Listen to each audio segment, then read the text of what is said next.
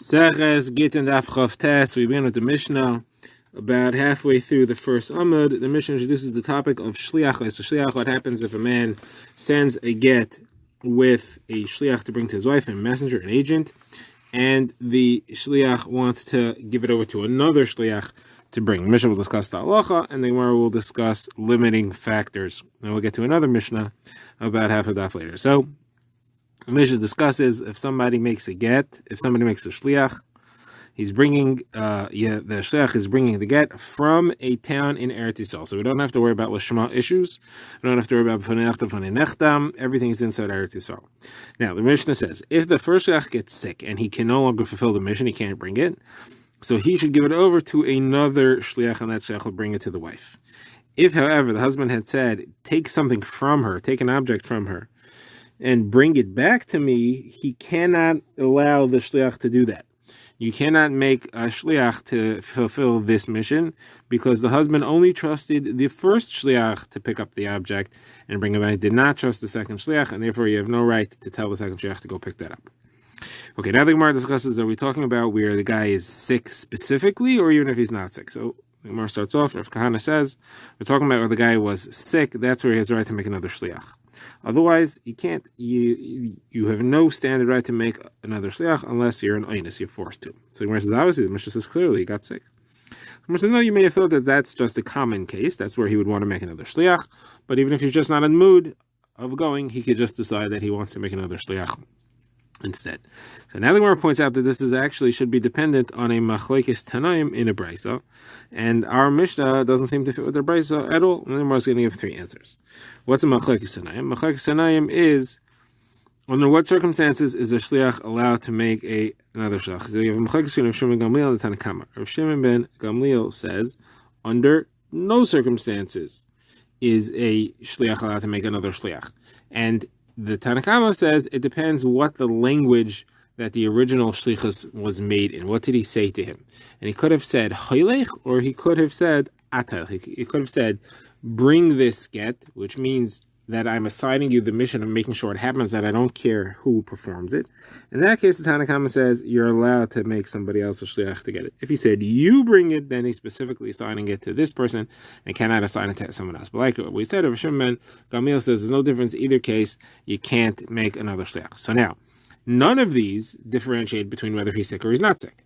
So our Mishnah that differentiates between whether he's sick or he's not sick doesn't fit with any of these opinions. So the Gemara says it could fit with either of these three circumstances. It could be it's Rav Shimon ben Gamliel. And Rav Shimon ben Gamliel only said you don't have a right to make another shliach if it's a discretionary thing, but if you're stuck, you're an inus, and you're sick, and you can't bring it, then you could. It could also be that it's the Tanna Kama, and we're talking about where he said atoylech, and the same thing is true. The Tanna Kama himself even only says that in ad holech you can't make another shliach. That's only if you're not stuck. If you're sick, you got stuck, you can't bring it, so then he would agree that you're allowed to. Or you could say the other way, that our Mishnah is referring to a situation where he said just hoylech. And the Tanna Kama that said hoylech, you're allowed to make another shliach, and didn't differentiate between sick or not sick, was also only talking about when you're sick. Only when even if you said hoylech, maybe you only if you're sick and you're stuck that you're allowed to make another shliach, and it's agreeing with our Mishnah. Our Mishnah would be referring to when he said hoylech, and it's only where he's sick that he's allowed to make another shliach. But if he's not sick, both our Mishnah and the Braisa's first opinion would agree that you cannot make a shliach as a shliach. Okay, next the Gemara discusses a contradiction between our Mishnah and our Braisa. So our Braisa clearly indicates that a single individual who's made a shliach is allowed to make another shliach. The Gemara quotes a Braisa that says only a Beis Din is allowed to go make another shliach. The Braisa says as follows: if somebody says to two people, I want you to give a get to my wife, he doesn't give them a get to take, he just says I want you to give a get to my wife. He's assigning them to write it and to give it. They have to write it and give it themselves. Now, if he says to a Beis Din, I want you to write and give it to my wife, then he's assigning them specifically to write and give it themselves. But here's the difference. In the case of the Beis Din, they only have to do it themselves if he told them write it. In the case of the two people, they have to do it themselves even if he just said give it. What's the reason? If the Beis Din is assigned to give it, then they can make a shliach. they can make someone else to do it. And that's because he just told them, I want you to take care of the giving of the get. I want to make sure that it happens. You don't have to write it yourself. Only if he told them, Dafka, you guys write it, that's where they have to write it themselves. But what's clear here is that even if he said, give it, if they're not a Beis Din, they have to take care of it themselves. They can't give it over to somebody else. So why in our Mishnah does it say that even a single individual could give it over to someone else? So the Gemara gives two answers, and we're going to try to discuss the difference between the two. Abai says that the reason is as follows. The husband is embarrassed to have other people writing a get for him. And that's because it's the husband's responsibility to write the get himself. He's only making sheikh do because he doesn't know how to do it, and he doesn't want more people to know how to do it. So it's dafka here where he's not giving them a prepared get. He's telling them write a get. That's why it's limited to just two people. Unless it's a Beis Din. If it's a Beis Din, then they have a job, they have a right to do whatever they want. And therefore, they're not allowed to go make another shliach and include other people, which is embarrassing to the husband. However, in our Mishnah, he's giving them the written get. So there's no embarrassment. And therefore, there's no problem if they go hand it off to someone else. That's Abaye's answer. Rava's answer is that you cannot give over shlichos to just words. In our Mishnah, the husband gave them a get, and then they can take the get and physically hand it to someone else and say, you take it on. They can pass the baton. But they can't pass the instruction. The husband said to two people, give a get to my wife. They can't go tell someone else. You can't just pass on words. You have to pass on an object. So Gemara says these two answers sound very similar. Either way, they're both based on the fact that here there's no actual get. So what's the difference between these two answers? So Gemara says the difference is, what would be if it was a instruction to give a gift, to write a shtar matana, and to give the shtar matana. The second answer, which is Rava, would still apply because it's still just an instruction. You can't give it. However, Abaye's answer that there's an embarrassment that the husband does not write his own shtar, that doesn't apply because the shtar matana is really supposed to be written by the one who's receiving it, not the husband. It's not the giver's responsibility, and therefore there's no shame in that.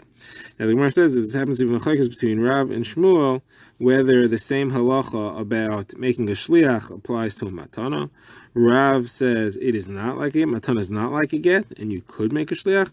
And Shmuel says no, matana is the same as a get, and you cannot make a shliach. That'll be the difference between Abaye and Rava's svara.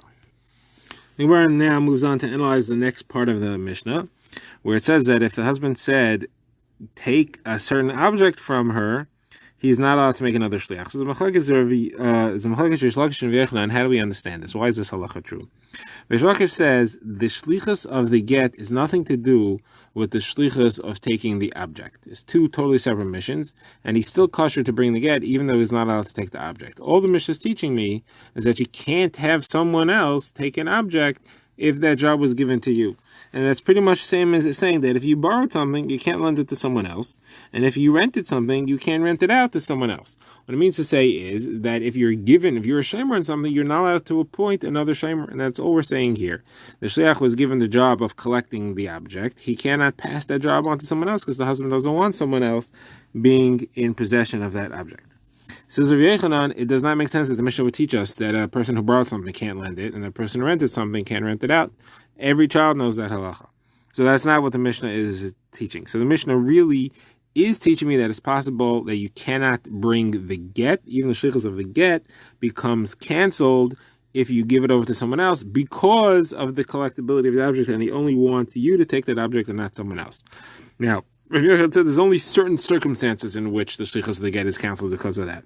What are those circumstances? So the Gemara explains, it depends if he said to him, give the get and take the object, or if he said take the object and give the get. If he said give the get and take the object, or if she gives him the object first, so the husband doesn't care. The husband, he would not have any reason that he wouldn't want the person to give the get if he's getting his object either way, and if he got the object first for sure.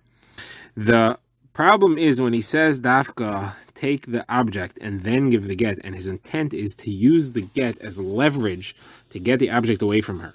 And then if somebody were to go, if the shliach were to go, or if he were to go and give the get first and then take the object, even if he ends up getting the object, he violated the husband's explicit instructions. It's not what the husband wanted. He did not intend for the get to be a valid get to be given until the object is safely in the hands of the person who is picking it up. Therefore, at the time the get was given, the husband has absolutely no agreement that it should take effect, and it won't take effect, at least according to Rav Yochanan. And Rav Yochanan says that's why the Mishnah is saying that this entire sichus is canceled. In that case, if he says, go pick up this object when you take the get.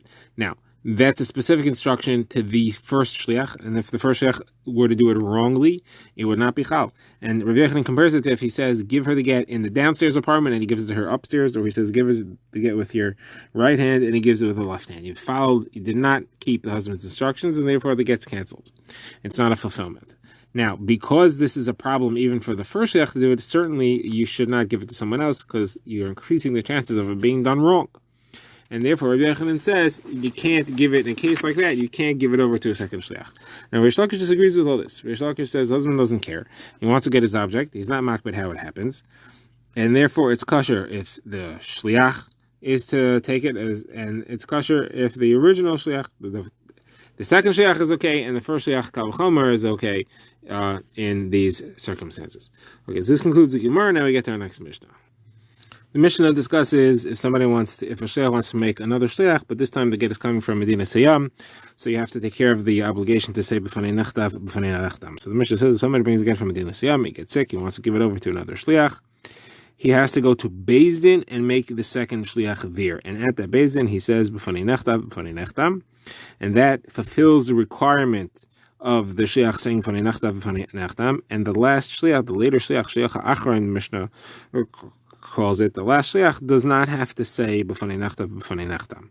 How do we know that b'fanei nechtam was done accurately? So when he comes to deliver the get, he says, I am a shliach of Beis Din, and the Beis Din in that town understands if he's a shliach of Beis Din, then the whole b'fanei nechtam business was taken care of, and they don't need to worry about it.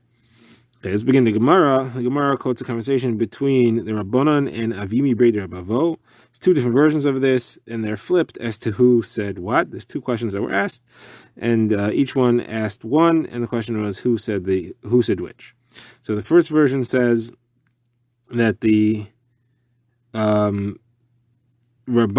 told Avimi Brei Rabavo to ask his father. The shliach in this circumstance, the shliach is making a second shliach in front of the Beis Din and saying b'fanei nechtav, is the second shliach allowed to make a third shliach or not? So he said that's not a question because it says explicitly in the Mishnah the last shliach says I am a shliach of Beis Din. Obviously, there's more than just a second. If it would be just the first and the second, it would say the second shliach. It doesn't say the second, so that means there could be any number, and the last one who actually delivers the get, that's the one that has to say that I'm a shliach of the Beis Din. So that's not a question. What question should you ask? He said. The question you should ask is the further shluchim, do they have to be made in Beis Din? We know the first shliach making a second shliach has to be done in Beis Din. The others have to be in Beis Din, or could they just be istam? Because the first one has to say b'fanei nechtam. Do the others have to be in front of the Beis Din? So the Gemara says that's not a kasha. The last shliach comes in, he says I am a shliach of Beis Din. If he can't do that unless he is a shliach of Beis Din, so obviously all of them have to be in front of the Beis Din themselves. Now the second version of this has it flipped as to who said what, and according to this version, the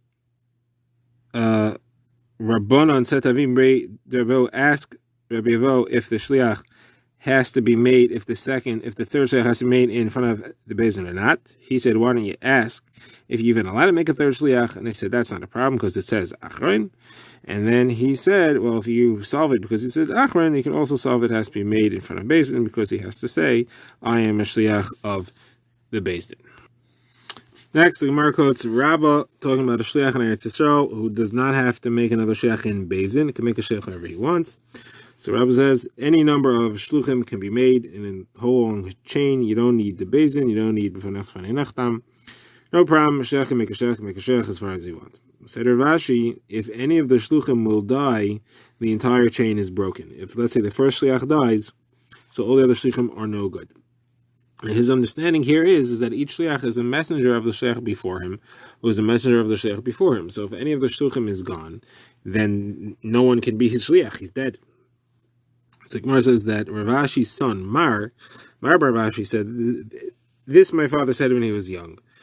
And it seems to be that it's not correct, because it is only the husband, they're all shlichim of the husband. Their agency is stemming directly from the husband. And when a shliach makes a shliach, he passes off the messengership directly from the husband to that latter shliach.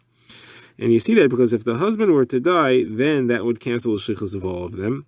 As long as the husband's alive, they're all shluchim. Doesn't matter if one of the shluchim had died. As soon as he passes it on, he's out of the picture. So the Gemara brings an incident. The Gemara says that there was a person who sent a get to his wife, and the shliach said to the husband, he said, I don't know who your wife is. So he said, when you get there, give it to Abba Bar Yumi.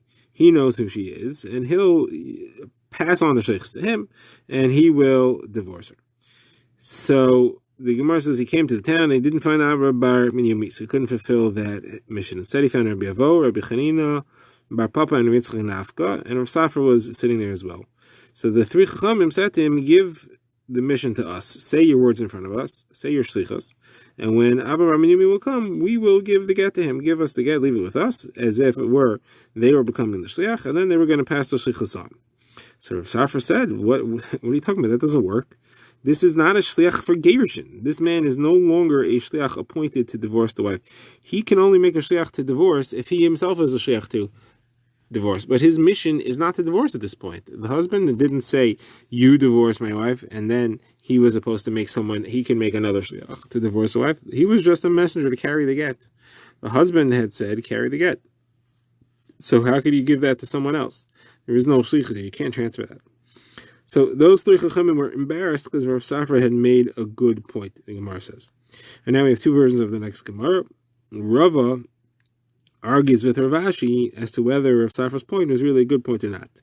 And the two versions are flipped as to who said what. According to the first version, Rava said it was a good point. Rav Ashi said it's not a good point. Because he didn't say, the messenger didn't say, I'm taking away the shlichus to divorce to you. He just suggested, give it to Abba Bar Yumi. He still made him a shliach to divorce the wife. And when the guy said he didn't know, he said, okay, so you could, I'm suggesting, a practical eitzah, you can make another shliach to give it to Abba Bar Yumi. He wasn't changing his mission from being a agent of divorce to being a mailman. Now, according to the other version, Rava said that it was Rava who said that. He was the one who said that this Rav Safra is starting up with these three chachamim as a mistake. And Rav Ashi said it's not a mistake, because that is exactly what he said. He said, I'm taking away your shliach. Rava's claim was that he's still a shliach for divorce, not just to bring the get. And that Rav Ashi said, no, he said to him, go give it to Rav Abraham Yumi. He was no longer a shliach for gerushin. It's just a shliach to bring the get there. And therefore he cannot make those three chachamim a shliach for gerushin. Gemara now brings another incident. This incident is where somebody made a shliach to divorce his wife, and he said to the shliach, don't give it to her until after 30 days. But then an Einus came up, the guy knew he wasn't going to be able to travel after 30 days. He wasn't going to be able to fulfill the mission. So what should he do? So they came to Rava. So Rava said, you're just like a person who got sick. The Mishnah said that a person who got sick is allowed to make another shliach. So you're an Einus, you're also allowed to make another shliach.